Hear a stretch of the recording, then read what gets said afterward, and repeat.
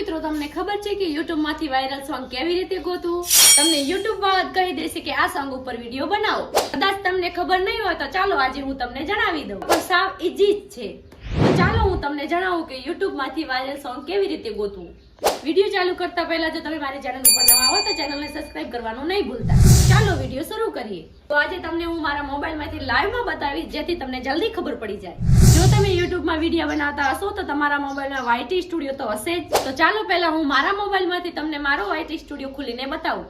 તો આ છે મારો YT સ્ટુડિયો. અહીંયા તમે જોઈ શકો છો નીતા નિલેશ વ્લોગ લખેલું જ છે અને મારા સબસ્ક્રાઇબર છે 1,23,054. નીચે તમને દેખાતું જ હશે અનલિસ્ટ નું ઓપ્શન, એને તમારે ખોલી નાખવાનું. તો તમે જોઈ શકો છો આ છે અનલિસ્ટ નું ઓપ્શન, એને તમે ટચ કરશો એટલે ખુલી જશે. અનલિસ્ટ ખોલશો એટલે તમને ઉપર ઓડિયન્સ નું ઓપ્શન જોવા મળશે. એ ઓપ્શનને પણ તમારે ખોલી નાખવાનો. ઓડિયન્સ નું ઓપ્શન ખોલશો એટલે તમને આ બધું ઇન્ટરફેસ જોવા મળશે. તો ચાલો આપણે થોડાક હવે નીચે જઈએ.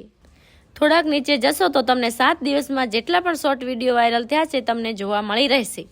તો આ બધા 7 દિવસમાં જ વાયરલ થયેલા વિડીયો છે અને હું પણ આમાંથી જ શોર્ટ વિડીયો બનાવું છું અને તમે બધા મારા વિડીયો જોતા જશો કે 1 કલાકમાં 2 અને 3 હજાર વ્યૂ આવી જાય છે.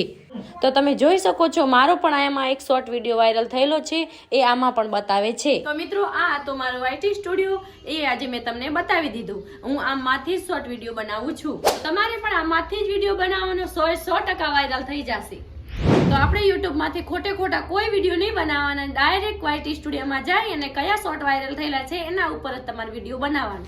તો ઘણી બધી બહેનો YouTube ઉપર હોય છે જે ગમે તે શોર્ટ ઉપર વિડીયો બનાવી નાખે છે, પણ તમારે એમ નથી કરવાનું. જો તમારે YouTube ઉપર ચેનલ હોય તો તમારે YT સ્ટુડિયોમાં જઈ અને આ શોર્ટ ઉપર વિડીયો બનાવવાનો. તો બહુ બધા માણસો કહેતા હોય છે કે વારંવાર YT સ્ટુડિયો ખોલવાથી ચેનલ ડેડ થઈ જાય છે, પણ એવું કાંઈ હોતું નથી. તો તમે ગમે ત્યારે ખોલી શકો છો અને ગમે ત્યારે જોઈ પણ શકો છો.